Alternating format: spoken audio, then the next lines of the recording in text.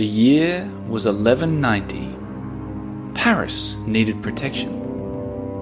The great king Philippe Auguste ordered for a wall to be built around the city. But not just any wall. This would be a wall that would be the talk of the town, nay, the talk of the world.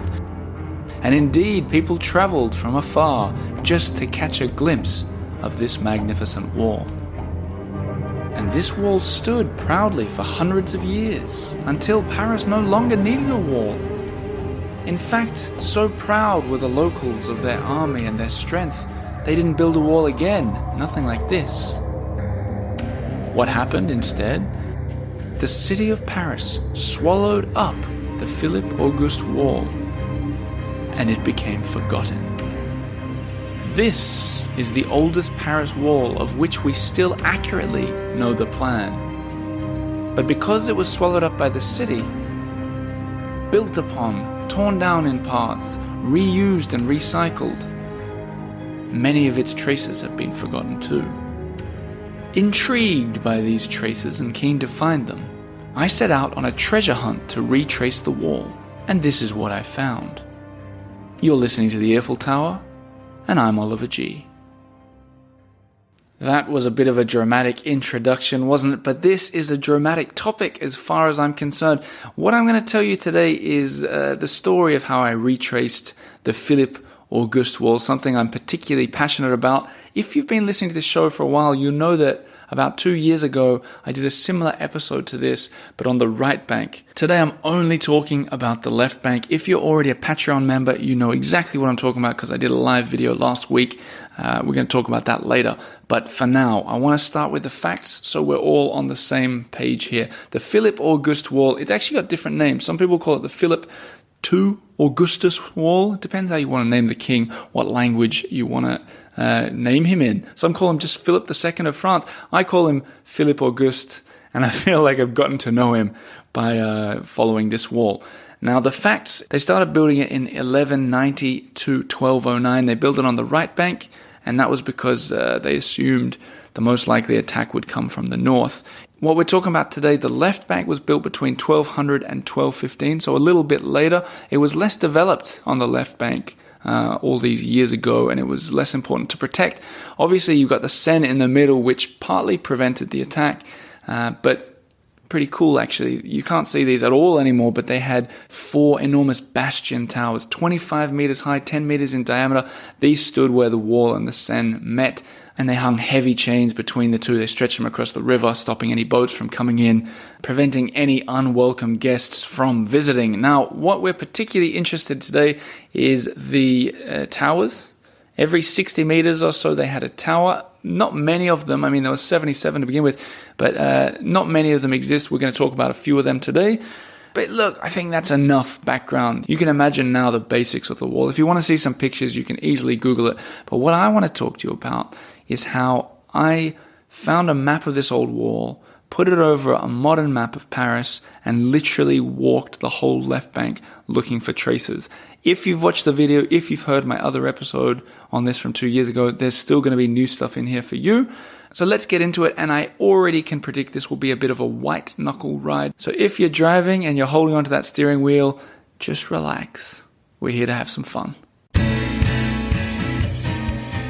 So I want to re-walk this walk for you and tell you how chasing a wall like this, tracking the wall, can be an experience that not just opens doors literally in Paris, but opens up a Paris experience for you. And in terms of the wall, it doesn't have to be just this. If you're looking for vestiges of something, if you're looking for something on a private courtyard, it's going to be the same reaction, hopefully for you, as it's been for me. And that has been a wonderful one, where I've met with firefighters, historians, bookshop owners, lots of residents, and a lot more. But I'm going to tell you the story of how I tracked it and what I found.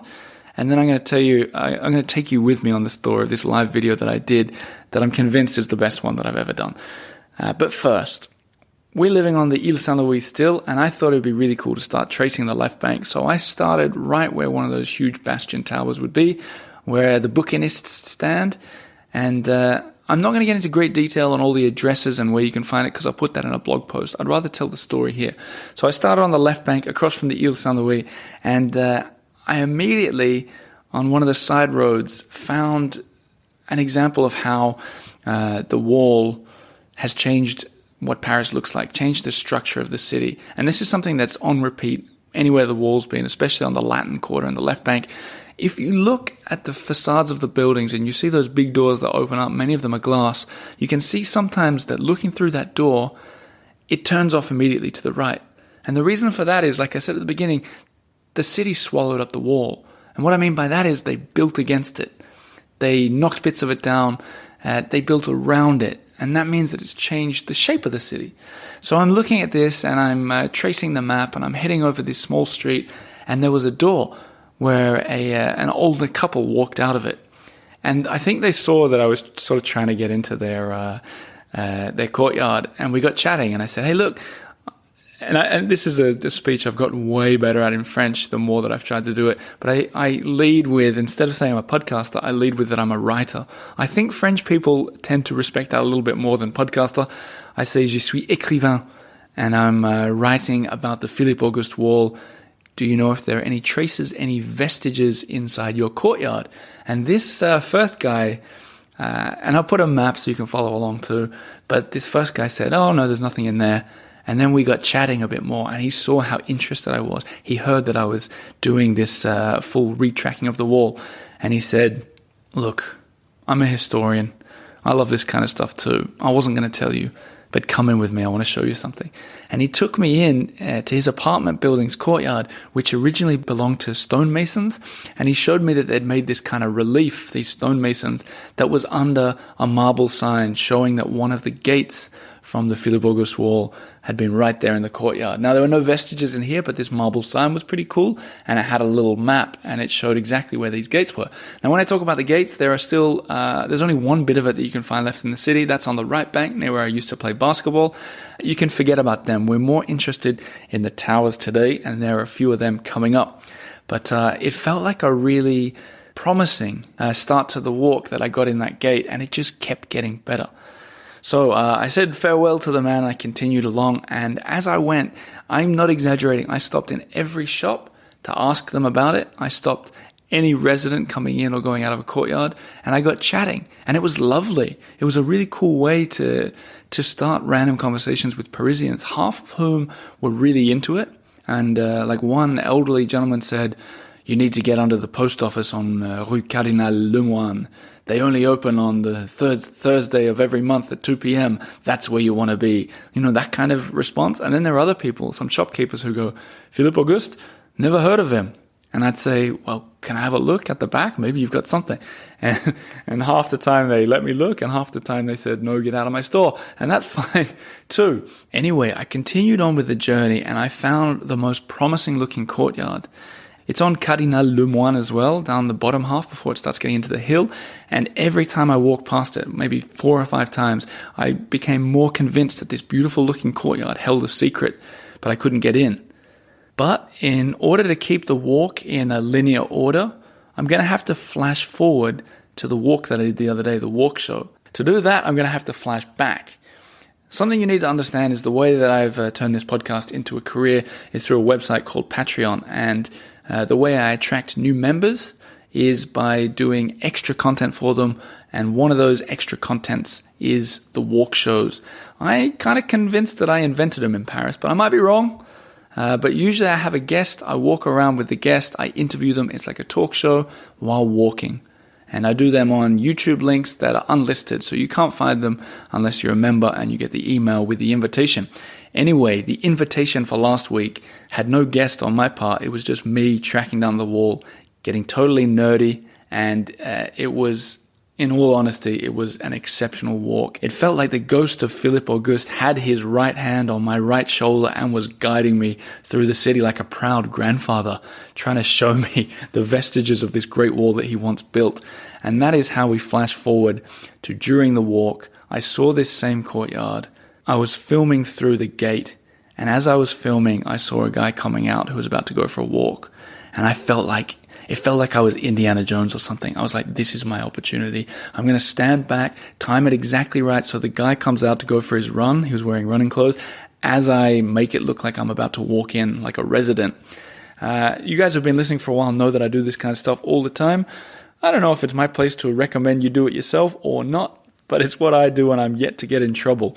And to give you an example of how excited I was to get in, here's some audio of me walking into this magnificent courtyard. What street am I walking down? It's Cardinal Lemoine. Looks like we won't be able to get into this one today either, but this is the one that I haven't got into yet. The wall ran right through this courtyard, and I'm pretty convinced that those big blocks we see could just be our first taste of the wall today. Oh my God, someone's coming up. Perfect. Oh, pardon. Merci. This is an Eiffel Tower walk show. This is how you know you're in the right place. We're stuck in. Okay. So we'll be very polite and very quiet. Okay, I think I was wrong. I don't think that was... Oh man, it's 50-50. In fact, I changed my mind. I think it is. I think it is. Exciting. Gosh, you could really hear in my voice how excited I was to be in there. This courtyard was just it was incredible. Just sort of beautiful limestone courtyard, really quiet, hidden off the main street there. As you heard, I was 50-50 that I'd found a part of the wall. The deeper I went into the courtyard, the more convinced I was. There was a locked glass door, and I found a light to turn it on, and you could see these huge limestone blocks. And in the video, I got really excited about it. But it was the first real chunk of the wall that we found that day, a part that I'd been wanting to get into for ages. And we were in there live on camera. There were about 100 people watching with me, and the tension was palpable. Anyway, then we continued with the walk, and as I'm going to continue with the walk for you, if you were to continue the wall from Cardinal Lemoine, you pass the post office, which underneath they have a little chunk of it, which I haven't been able to see during... the current climate in Paris and the world. I'm probably not going to get down there for a while. But you continue, you go up the hill. And if you continue along Cardinal Lemoine, which I think a lot of you guys would know because James Joyce lived on the left-hand side of the road as you go up the hill, Hemingway up towards the end of it. But we don't care about them today. We're talking about the wall. As you go further up, there's a fire station. And the first time I went there, I was stunned to see a fairly big chunk of the wall in really good condition, separating the fire station from a residential block. And I went in there and I was filming, I was taking pictures, and this is before the walk show, mind you, and a firefighter came out. And he said, "What are you doing? You're not allowed to be around here." I got a little bit told off, and fair enough. I think I'd gone a little bit too far.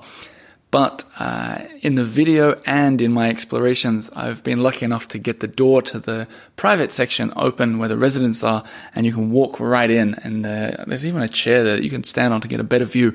And it's in incredibly good condition. But it is by no means the best condition of the wall. I want to take you further up the road, turning right on Rue Clovis, or Clovis, named after the first king of the Franks for you guys playing at home. And this is where one of my best wall experiences by far happened. To set the scene, and if you're listening at home and you have the opportunity to get online, I recommend you look up a picture of this. Type in Rue Clovis, Clovis, and then Philippe Auguste Wall. And what you see on this street in the 5th arrondissement is you see a beautiful cross-section of this massive wall. And why this is so important and so interesting is because it gives us a really good idea of just how mighty this wall was. Firstly, in size, you can see that it's probably about 3 meters across, which is about 10 feet at the bottom. At the top, a little smaller, but it was big enough to pull a cart. And what's also fascinating about seeing this cross-section is the top half of it gives you an example of how they built it really neatly with limestone blocks on the edges, but then they filled it in with like essentially limestone rubble. So it's a lot neater on the sides. At the very front, facing the road, it's really neat as well, but I assume they sort of resealed it off so that people didn't get hit by buses as they're walking past it. But this is probably the most famous part of the wall where a lot of tour guides will probably stop and point it out. But that's nothing compared with what I'm about to tell you. If you continue up Rue Clovis, about 3 doors on your left-hand side, there's an automatic gate, which for some reason, at least twice in this past week, has been opened. It was open for me the first time that I went there to explore, and then it was open the second time when I was filming live. Here's what happened. So it all hinges on this gate being open. If it's not, Well, fingers crossed. Come on. Come on. do, do, do, do, do, do, do. Okay, this is the wall. I'm so excited to get in here.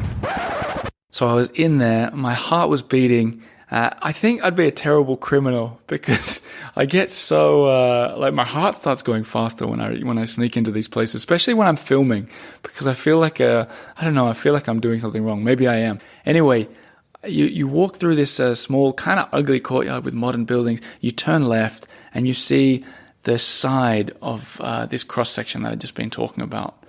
And the first time I walked in there, I went into a building, got to the top, took pictures of it looking down. This second time on the camera, I walked up some steps, found this little sort of fence, looked around, made sure no one was watching me. And with the stabilizer and the camera in my left hand, I put my right hand on that fence, hopped over into some sort of like almost like a forest with bamboo trees. And I scuttled up that hill before anyone could see me. Got to the top of the hill, and here's what happened. This is the top of the wall. We made it. This is the wall. I'm gonna walk on it. So first, before we get kicked out potentially, I'm gonna walk on the wall. And I hope my enthusiasm for it rubs off on you guys. And now we're on the ramparts. And to give you an idea of how high we are, how high the wall is. And from there, I held the camera over the rampart. I was standing on the rampart. I held the camera over the side and showed into a courtyard far below, a private courtyard, an incredible view of this ancient wall. But standing there after following this wall for years and then getting into this private courtyard and walking on the rampart, I felt like centuries of Paris were like pulsing through my veins. It was a powerful moment for me. And being on top of it, being able to set foot on this wall, it was kind of like a conclusion in a way to this journey that I'd been on. But luckily for you podcast listeners, the journey isn't over, because I went back further north on Rue Cardinal Lemoine and I went into all the shops and all the restaurants, and I asked if they had access to the courtyard. In an ancien livre, like a bookshop, I don't know what you'd call it, old bookshops, like antique bookshops, the guy there was really friendly, and he sort of gave me a knowing nod when I said that I was following the wall, and he let me out the back, and I took pictures of the bottom view, the ground floor view of the exact bit that I was showing in that Patreon Walk Show video. And it was really nice. It was a really good example of how the buildings had been built into the wall. They were flush up against it, and it was fascinating. There was a little garden in there. There were like rakes and broomsticks up against the wall, and it made me feel like that side of the wall, that was outside of Paris. It made me feel a little bit how it maybe would have been 800 years ago. But now we flash forward and we go further down the road to during that same walk, and this is the last bit from the walk show you're going to hear. There was another door that opened, and I got equally excited about this one. This was the fourth or maybe the fifth courtyard that I'd got into in this 1 hour walk. And there was a lady there, and I spoke with her. I spoke in French with her for a little bit and talked about the wall and so on. And she said, "Look, sorry, I just got to do something. I'll be back." So I was left alone with the Patreon members looking at the wall, and she came back. And you're going to hear that I interviewed her, fortunately for us all, in English. But I'll leave you with this woman, Mariana, and an absolutely lovely lady. Vous parlez anglais, peut-être? Un tout petit peu. Okay, because okay, great. But your French is super, so we can continue. Your English is better. No, so just tell me how can I help? Okay, so I'm a writer and a podcaster from Australia, great. and I'm obsessed with unusual Paris things, like the wall there. And I've walked the whole city finding its traces, but I've never been in here. And I think this is fascinating.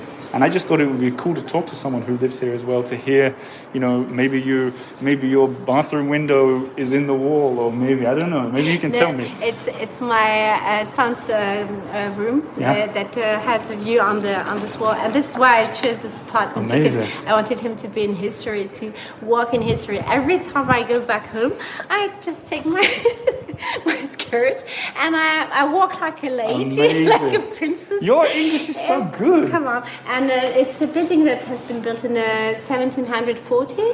Okay. So it's got a lot of history. Amazing. Yes, absolutely. So you know the history of this wall? The wall, I know every single thing, I think. Okay, I'm great. obsessed by it. It's like, Why? My wife gets jealous how much I love this. Because I play basketball at the Jardin Saint-Paul. Yeah. And, this is why I'm asking you, because there's another part, and Exactly. the biggest part is over there. Of course, I knew this. Those of you who've read my book, Paris on Air, will know that I played basketball there. That's where I made the famous mon mec mistake, where I was calling all the basketballers my little darling for goodness knows how long. And if you want to know what I was trying to say, it was just mec, which means dude. I was trying to fit in, didn't work. That's in Paris on Air. But that basketball court is against the longest stretch of the wall. I've talked about it in other episodes. We're not going to worry about the right bank today. But that was the lovely Mariana talking about the wall. Wasn't it cool how she lifts her skirt up like a dainty, noble lady? Oh, living the dream. Her and I had a lot in common, and we've been texting since. Maybe we'll get her on the show at some point. But now I'm going to take you guys into new territory, I think, because as the wall continues from that chunk there on Rue Clovis and Rue Cardinal Lemoine, I've traced the whole southern line. So you can imagine it's kind of in a U shape. And I've walked you guys at home now from the top right side of this capital U down to the bottom. And then as you go along the bottom, there's not really anything to find. Partly because it gets really close to the Pantheon, where the great men and women of France were buried. And I assume the buildings were built over it. And they're so grand, the buildings, the residential buildings next to the Pantheon, that I think they just dashed Philippe Auguste Wall to smithereens. I couldn't find a single trace of it anywhere. And this is where the new territory begins for the Patreon members too, I think. As you go back down into the left bank, there are a few real pearls of the wall, and I want to talk about two of them in depth. The first is very easy to find. It's in the Cour du Commerce Saint-André in the 6th arrondissement. And if you think that sounds familiar, that's been talked about on the show a bunch of times by me and the guests. It's right near Odeon. It's super famous for a lot of reasons, this cour, which means courtyard, but it's more of a sort of passageway.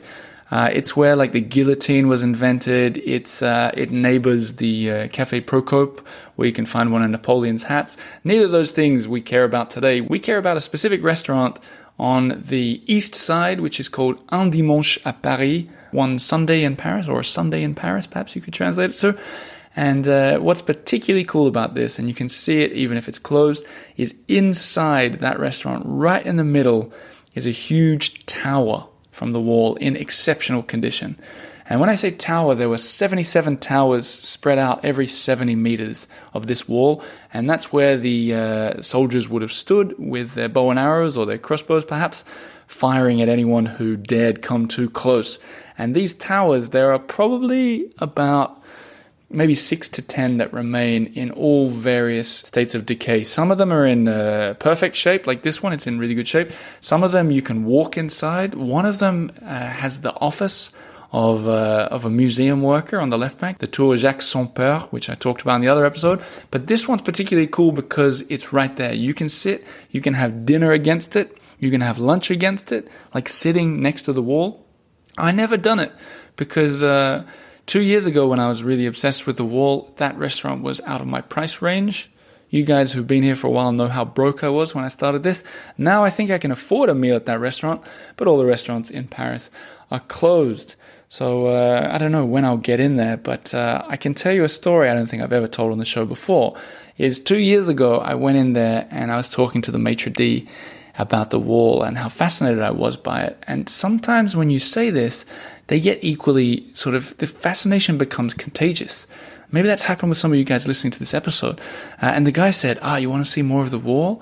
Well, I got a bunch of customers in here at the moment, but come back tomorrow at 7:30 in the morning and I'll show you something that's going to make your jaw drop.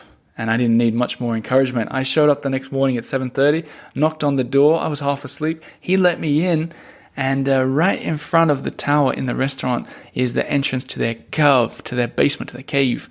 And it really is a cave. And he launched it open for me, and we went down. It's where they store all the wine, and I got to walk around their wine cellar that borders the foundations of this tower. I was in seventh heaven. I took a bunch of pictures. I think I shared them on Instagram 2 years ago, but back in those days, I think it was only my mom and dad that were following me on Instagram, so probably only they have seen it. I'll reshare them in the week to come. There's a reason to follow on Instagram at the Eiffel Tower. But anyway, he was quite a young waiter, and he said, we were speaking French, of course. He said, mec, which means dude. And I said, yes, mon mec, which means yes, my darling. See, I still hadn't learnt at this point. He looked at me weird and said, go further down the nearby street. And he pointed in the direction of Rue Mazarine. He said, go to the parking garage at number 27. Slip in like you own the place, and there's a treasure down there for you. I didn't need much more encouragement. I left at a trot from his restaurant, down the Cour de Commerce Saint-André, left on the Rue Saint-André des Arts, and then right on Rue Mazarine, down past all the art galleries until I saw the sign, parking, or as the French call it, parking, number 27. I turned right, snuck in like I owned the place, one floor down, and what do you think I found? A huge section of the Philippe Auguste Wall in incredible condition, stretching along the bonnets of the cars right in front of them, untouched, pristine. On the far right-hand side, I saw that there was a slight curve to the wall, which made me realize it could indeed be another tower. And then I leaned over the edge and looked down, and I saw some glass, which led me to believe there was one story lower where I could get a closer glimpse of the wall. I think a lot of people who've been in here never knew this, but I was too curious, and I walked down the ramps where the cars usually go onto the bottom floor of the car park, and there I was rewarded because they've lit it up behind a glass panel, almost like a tourist attraction that no one ever visits. And I walked the length of the wall, lit from below in this radiant gold light, all the way to the end where there was another foundation of the tower baked in against the wall. And it was so weird to look at all these cars that parked down there. They probably had no idea what they were even parked against. But me, once again, in my element, lapping up a chance to walk along this 800-year-old wall. And with that, I walked up the 2 ramps out into the fresh morning air of the left bank, excited, as always, to have discovered parts of Paris that are seemingly right there under our noses, and yet so far away and so mysterious to us all. And with that, I think I can put my tracing of the Philippe Auguste Wall, my tracking of its vestiges, to rest. I am very wary of becoming too obsessed by anything. I think I've done this one properly. I think I've found every vestige there is to find. If you think I'm wrong, get in touch and let me know, because I think I could still sneak in one vestige. But with this, I put the Philippe Auguste Wall to bed. I shan't talk about it anymore, but I can promise you this. In my follow-up book to Paris on Air, I've already written the chapter about this wall. Coming home with such an energy about something, with such passion for something, makes it very easy. The words fly onto the page. So keep an eye out, or an ear out if you prefer, for my new book when it comes out. It won't be for a little while yet. In the meantime, you'll have to stick with Paris on Air, my old book. But that's it. This is where I'm going to end with a call to action. If you enjoyed this episode and you want to see it visually, I urge you and I encourage you to sign up on Patreon. If you're one of those people who've been listening to the show for a long time and always meaning to do it now. It's a new month. It's March. That means you get in right at the start of the month. It's the perfect time for membership. The worst time is the end of the month. You want to get in right at the start. A month costs $10, $10 US, which that's the price of like 2 cappuccinos. If you enjoy the show, skip 2 cappuccinos this month and get in onto the membership. I think that video of the Philippe Auguste Wall is worth the price of admission itself. There's a lot more that you unlock. You get scrolls to go with almost every episode, and you get invites to walks like that, and my Paris guide on sign up. But I want to end on this note. I don't want to jinx myself, but today I was on the phone to, I'm hesitant to say too much, There's a big anniversary coming up for this show, and I wanted to celebrate it in style. And today I was on the phone with someone who owns something absolutely incredible in Paris. Absolutely incredible. In fact, it's just outside of Paris. And I talked to the owner today who knew who I am and what I do. And I said I want to come out there while it's empty and film some videos. And he said, I can give you all access and give you the best videos that you can imagine. So the idea will be I'll interview this guy for the podcast, and I'll do several live videos to mark this special milestone that's coming up, an anniversary milestone. More info on this as I get it sorted. But if you're not a Patreon member yet, you should do it for these walks, because that's how the show is going to keep getting bigger and better and allowing me to open more doors around Paris. Do the Patreon members enjoy these walks? Well, I'm going to look at the comments on Patreon right now from that last video. Kristen Coco says, this walk was the highlight of my weekend. 100% worth the price of admission. Janet McDonald, wow, Oliver, you surpassed yourself today. 4 courtyards, fascinating conversations with family, revisiting the wall, and Mariana in a courtyard. And when you placed your hands on the cold stones of the 800-year-old wall, I felt the connection with all that history. Magnifique. Sally Porter, who's distributing the books in Melbourne, says, wow, Oliver, you stepped it up today. Loved looking behind those doors. Lucky for us. Thanks for adding to my Bièvre history. The river. You'll have to watch to understand that. Thoroughly enjoyed the replay. Sherry says it was fascinating and interesting. Prez says, my first walk. Just watched the replay. Holy cow. Loved every minute. You guys need to join Patreon. That's what I'm going to leave it on. Patreon.com/The Eiffel Tower.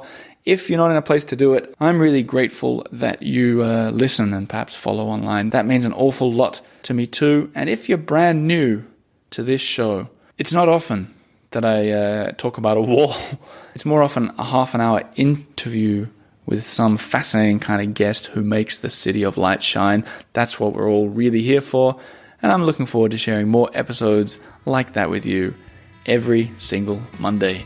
Thanks for being here. I'll talk to you next Monday. Merci beaucoup. Au revoir.